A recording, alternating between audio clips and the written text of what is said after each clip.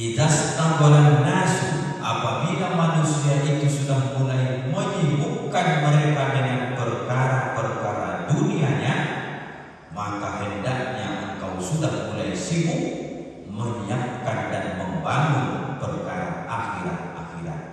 Bermakna Bapak Ibu, nalurinya, manusiawinya, fitrah kita, pasti kita karena hidup di dunia ini ambil Bapak Ibu sebagai sarana supaya bisa membangun akhirat.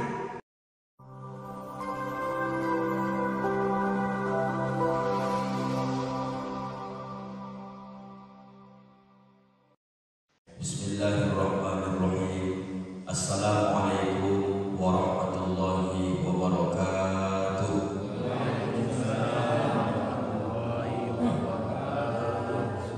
Alhamdulillahirabbil alamin, wassalatu wassalamu ala asyrafil anbiya'i wal mursalin, sayyidina wa maulana Muhammadin wa ala alihi wa sahbihi wa sallim ajma'in.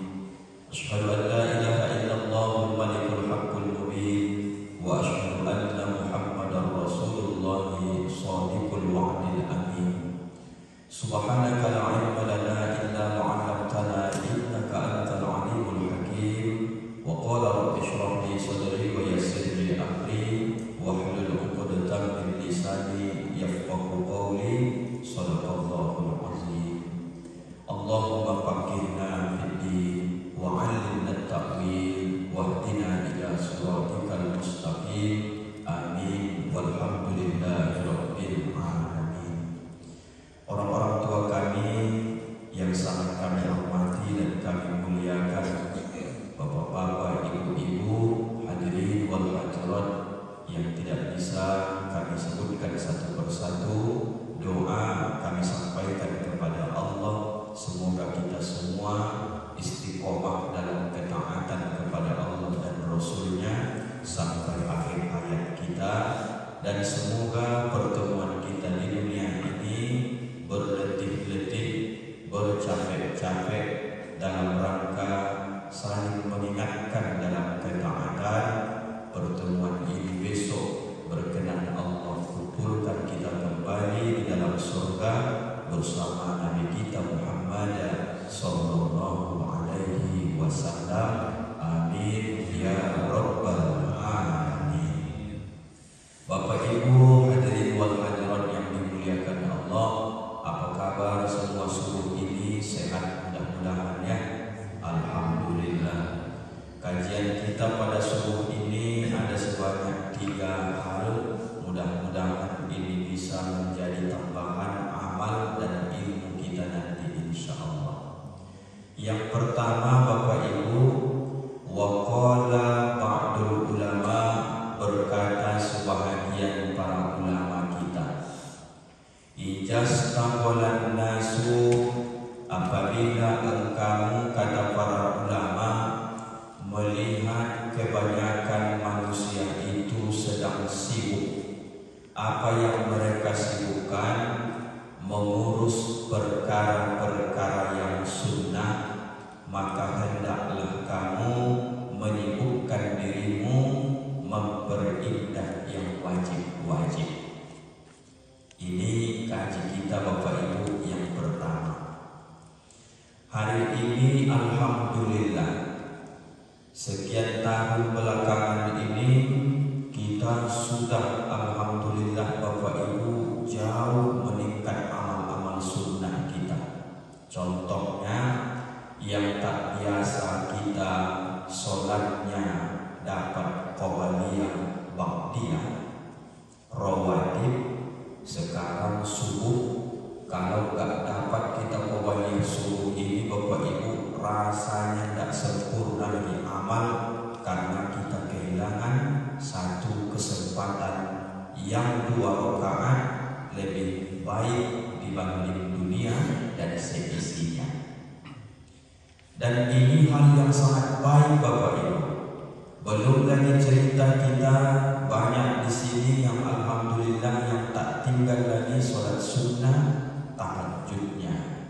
Begitu juga dengan sholat sunnah taubatnya. Begitu juga dengan sholat sunnah witirnya. Pagi hari tak tinggal pulang sholat sunnah duhanya. Ada lagi yang sampai sholat sunnah mutlak. Ada lagi antara maghrib dengan isya mampu dia mengerjakan sholat sunnah awwabin. Banyak sholat-sholat sunnah ini Bapak Ibu. Biarlah kesibukan kita selama ini dalam meningkatkan amaliyah kita perkara yang sunnah bagus. Tapi hendaknya kita jangan lupa menyibukkan diri kita semua memperindah yang wajib-wajib kita. Kalaulah dicontohkan ini Bapak Ibu kepada sholat, maka sholat sunnah yang kita kerjakan itu kan memperindah yang wajib. Cuman banyak kita ini sibuk dia dengan yang sunnah, yang wajib dia lupa. Maksud lupa bukan tidak dikerjakan. Maksud lupa itu adalah Bapak Ibu mulai semenjak kita akil balik, kami sangat yakin secara pribadi, jangankan Bapak Ibu orang tuaku, kami pun semenjak akil balik dewasa banyak sholat-sholat wajib yang tertinggal dan mungkin dikerjakan tapi mengerjakannya asal-asalan. Inilah mumpung ada kesempatan Bapak Ibu kita masih hidup, ayo menghitung persis berapa jumlahnya semenjak kita dewasa sholat yang kita tinggalkan. Rasanya sulit untuk kita jumlahkan, tapi paling tidak Ustaz berikan 2 cara bagi kita semua Bapak Ibu. Hari ini yang sunnah-sunnah kita terus memburu, yang wajib-wajib kita ini ayo jangan sampai tertinggal. Cara pertama, boleh kita mengganti sholat-sholat kita yang sudah puluhan tahun tertinggal karena masa muda kita sibuk, ataupun mungkin waktu itu kita belum terlalu kenal dengan agama. Mumpung umur hidup masih dikasih Allah, ayo kita perbaiki yang wajib ini. Cara pertama, habis sholat zuhur umpamanya, habis melakukan ba'diyah zuhurnya, jangan Bapak Ibu lupakan bayar hutang terlebih dahulu. Caranya mengqadha, mengganti sholat zuhur entah itu 30 tahun yang lalu. Karena Allah tahu itu Bapak Ibu. Biarpun istri, suami tidak tahu kita 30 tahun lalu sering tidak sholat-sholat. Nah, ini cara pertama. Rasa-rasanya Pak Ustadz kalau menunggu zuhur mengganti zuhur, asar menunggu baru mengganti asar, nanti tak sampai dibuat Allah asar umur kita ini, kita sudah niat ini ganti sholat asar. Bolehkah Pak Ustadz habis sholat subuh ini nanti atau setelah pulang ke rumah sambil aku sholat duha, aku ganti sholat maghribku yang 10 tahun lalu, mengganti sholat asarku 20 tahun lalu. Bolehkah Pak Ustadz mengqadha mengganti sholat wajib biarpun tidak pada waktu sholat itu juga? Jawabnya Bapak Ibu, ini nomor 2, boleh kata ulama, silahkan. Apa alasannya? Karena menyegerakan membayar hutang itu sangat baik Bapak Ibu yang dimuliakan Allah. Jadi nanti jam 8 Bapak Ibu, kalau masih diberi Allah kita kehidupan, teringat Bapak Ibu habis sholat duha nanti, ya Allah, dulu umur 25 tahun sholat zuhur pula yang paling banyak tinggal karena sibuk bermain dengan kawan-kawan. Nah apa-apa Bapak Ibu, tegak saja usolli fardhu zuhri arba'a raka'atin mustaqbilal qiblati qada'an lillahi ta'ala. Mana tahu Bapak Ibu tidak bisa pakai bahasa Arabnya, pakai bahasa Indonesianya. Aku sholat zuhur ya Allah 4 rakaat mengganti karena Allah Ta'ala, itu pun sudah sah, bisa, tidak apa-apa, tidak usah pakai bahasa Arab Bapak Ibu. Yang penting ada keinginan memperindah yang wajib-wajib. Jadi Bapak Ibu, insya Allah kodok pengganti sudah selesai Pak Ustaz. Sekarang memperindah yang wajib ini, yang sunnah qobliyah, ba'diyah, rawatibnya juga sudah dikerjakan. Paling tidak Bapak Ibu usahakan dalam sholat fardu ini terutama mendapatkan ketenangan dalam melaksanakan sholat itu sendiri. Ada masanya Bapak Ibu nanti akan sholat sendiri. Bisa saja karena faktor cuaca atau bisa karena faktor penyakit. Di saat itulah Bapak Ibu nikmati dulu bacaan sholat kita selama ini. Kalau selama ini kita mohon maaf Bapak Ibu cepat-cepat bacanya, sekarang agak dilambat-lambatkan sedikit. Memperindahnya Ustaz kasih dua cara dulu. Di dalam sujud terakhir kita itu Bapak Ibu, ini hukumnya sunnah memperindah yang wajib. Kalau selama ini hanya membaca subhana rabbiyal a'la wa bihamdi atau bacaan lain bentuk tasbih yang lain, tetap bacaan ini sunnah. Tapi Bapak Ibu jangan ditinggalkan menambah bacaan itu terhadap tiga hal. Yang pertama, Allahumma inni as'aluka bi husnil khatimah. Aku minta kepadamu ya Allah husnul khatimah, kematian yang baik. Kemudian minta lagi wa as'aluka. Pernah nggak diamalkan ini Bapak Ibu? Belum. Allahumma inni as'aluka bi husnil khatimah, kematian yang baik. Kemudian diminta lagi, belum sampai mungkin ya. Ya muqallibal qulub, sabbit qulubana ala dinik. Tetapkan hatiku ya Allah supaya senantiasa taat kepada agama. Nah, kalau ini Bapak Ibu saja nanti dalam sujud sholat itu, dia akan bisa memperindah yang wajib-wajib. Begitu juga pas kita sebelum salam mengucapkan Assalamualaikum ke kanan ke kiri. Ini juga dipesankan Nabi, jangan ditinggalkan yang tiga hal itu juga. Allahumma inni a'udzubika min azabi jahannam wa min azabil qabr wa min fitnatil mahya wal mamat wa min syarri fitnatil masiihid dajjal. Jadi Bapak Ibu, hal-hal seperti itulah yang akan kita cari di hari tua ini dalam rangka supaya sempurna amal-amal kita yang wajib.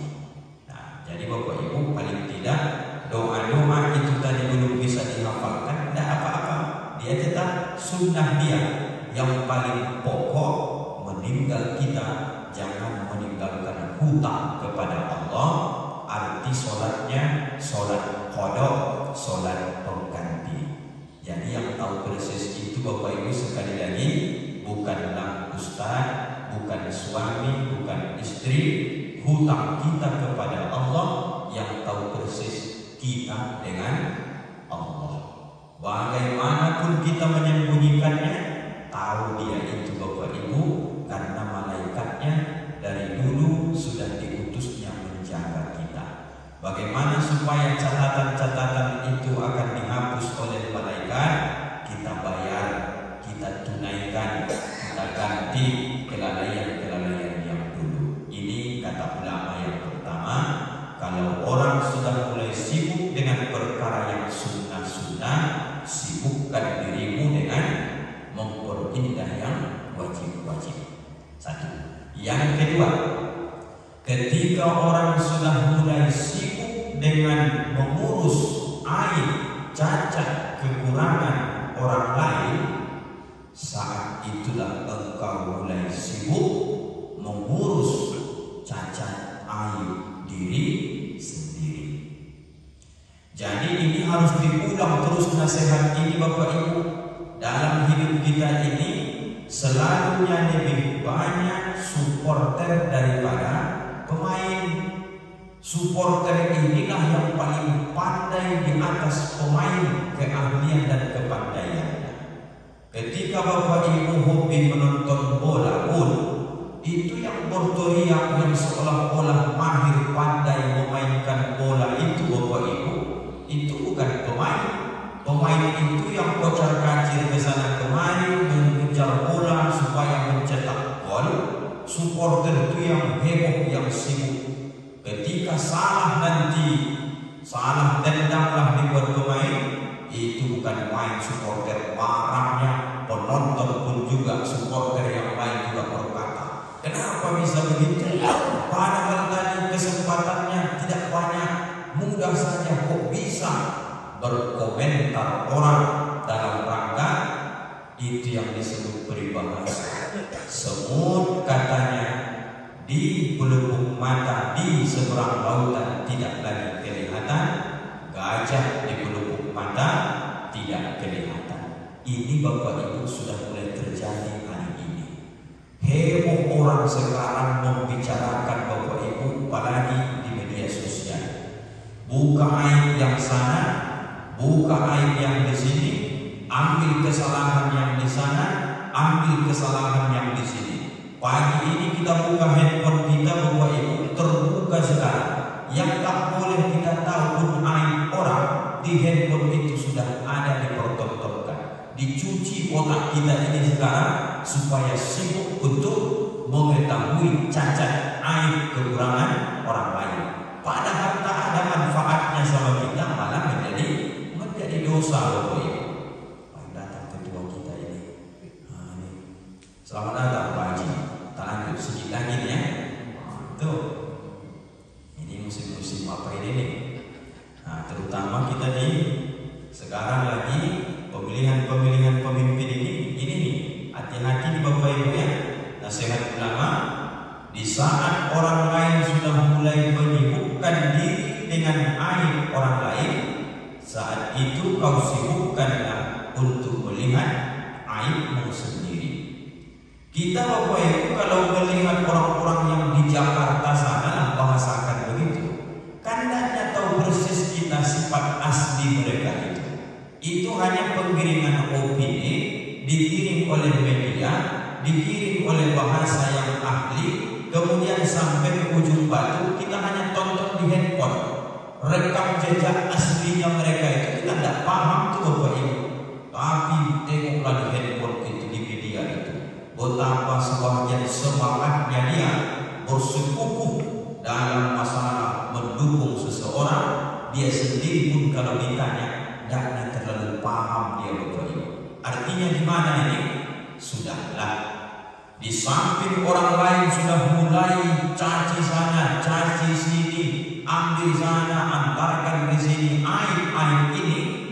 Saat orang sudah mulai membuka aib saudaranya, saat itu merenunglah sejenak. Ya Allah, apakah dalam diriku ini masih ada sifat-sifat yang tak baik? Pasti ada. Urailah satu persatu. Bagaimana hatiku ini ya Allah? Sifat dengkinya apakah masih banyak? Sifat sombongnya apakah masih banyak? Sifat nanti yang tidak mau berbagi kepada orang masih banyak. Bakhil, pelit, kikir, apakah masih ada di diriku ini ya Allah? Mestinya kata ulama, disinilah saatnya kita sedang memandang diri kita masing-masing. Jadi kalau ini sudah bisa dimulai Bapak Ibu, nanti akan muncul hati ini bercahaya, menembak cahaya itu sehingga makin baiklah kita dan makin berhati-hati kita dalam hidup ini. Kalau selama ini selalu sibuk menengok kekurangan-kekurangan saudara kita, sekarang bola lampu itu diarahkan kepada senter itu ke diri kita. Begitu sampai di rumah, merenung sejenak. Diri engkau ini masih bakhil. diri engkau sering masih sombong, diriku masih sering engkau punya hasad dengki kepada orang lain, diriku engkau ini masih sering ingin dipuji oleh manusia, kau ini punya sifat sum'ah. Siapa yang bisa melakukan itu Bapak Ibu? Hanya orang-orang yang sudah mulai dia tahu apalah gunanya mencari-cari aib cacat orang lain, sementara cacat aib itu ada dalam diriku sendiri. Ini perjuangan kita Bapak Ibu ya. Mari sama-sama kita terus koreksi diri kita masing-masing. Yang ketiga, yang terakhir Bapak Ibu, idastaghalan nasu, apabila manusia itu sudah mulai menyibukkan mereka dengan perkara-perkara dunianya, maka hendaknya engkau sudah mulai sibuk menyiapkan dan membangun perkara akhirat-akhirat. Bermakna Bapak Ibu, nalurinya, manusiawinya, fitrah kita, pasti kita karena hidup di dunia ini ambil Bapak Ibu sebagai sarana supaya bisa membangun akhirat. Maka potensi kita ini masing-masing tak sama dengan Allah. Ada yang membangun akhiratnya lewat ilmunya, ada yang membangun akhiratnya lewat harta bendanya, ada yang membangun akhiratnya lewat kepemimpinan ataupun jabatannya, ada yang membangun akhiratnya dengan sholat sunnahnya, ada yang membangun akhiratnya dengan puasa sunnahnya. Kita ini Allah buat Bapak Ibu tidak sama potensinya, tapi semua kita Bapak Ibu yakin dikasih Allah masing-masing potensi membangun akhirat kita. Tergantung di mana posisi kita Bapak Ibu. Ustadz ini bisa dianggap dia berbuat baik selama dia masih berceramah. Nanti kalau dia sudah tidak berceramah lagi, dia pun merasa tidak ada kurasa artiku di dunia ini lagi. Tidak pernah aku bisa berceramah lagi. Karena porsi dia berbuat baik, dia merasa hanya di ceramah saja. Pemimpin itu saat dia memimpin bisa dia banyak melakukan hal yang baik-baik. Saat itu dia merasa berharga, berarti hidup untuk membangun akhiratnya. Jadi Bapak Ibu, di saat dunia ini banyak orang mengatakan ini kan sementara, tanda petik, jangan lupa hidup di dunia ini betul sementara, tapi kehidupan yang sementara ini Bapak Ibu akan menentukan nasib kita besok di akhirat. Kalau hanya sekedar mati selesai masalah, selesai aman kita.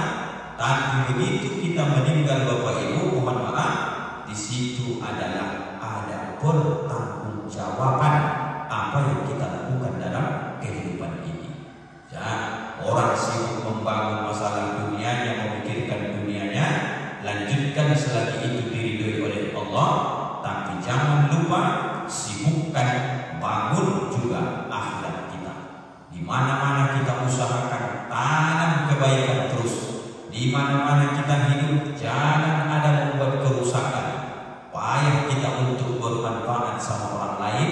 Jangan sampai kita menjadi benadu, menjadi semacam sampah di tengah-tengah masyarakat kita. Artinya Bapak Ibu, kita nanti pulang menghadap Allah, bangunan-bangunan akhirat itu sudah terwujud. Salah satunya, jangan ayat ibu tinggalkan hadis Nabiah, kerjakan jaga 12 rakaat salat sunnah rawatib, banallahu lahu baitan fil jannah. Dibangunkan Allah bagi istana dalam surga ketika engkau jaga 12 sunnah rawatib. Arti 12 sunnah rawatib itu adalah salat-salat sunnah yang mengiringi salat-salat fardu, qabliyahnya dan ba'diyahnya. Terima kasih Bapak Ibu. 3 hal inilah kajian subuh kita. Yang pertama, ketika sudah mulai sibuk dengan yang sunnah, berindah yang wajib. Yang kedua, ketika orang sudah mulai sibuk mencari aib orang lain, saat ini kita mulai sibukkan untuk mengoreksi aib diri kita sendiri. Yang terakhir, yang ketiga, orang sudah mulai sibuk dengan perkara membangun dunianya, juga dengan membangun akhirat kita. 3 hal inilah Bapak Ibu, keterbatasan ilmu kebodohan kami, pastilah ada kesalahan dalam penyampaian ini. Mohon maaf lahir batin Bapak Ibu dunia dan akhirat. Bisakah Bapak Ibu maafkan Ustaz? Alhamdulillahirabbil alamin. Kita tutup dengan doa kafaratul majelis.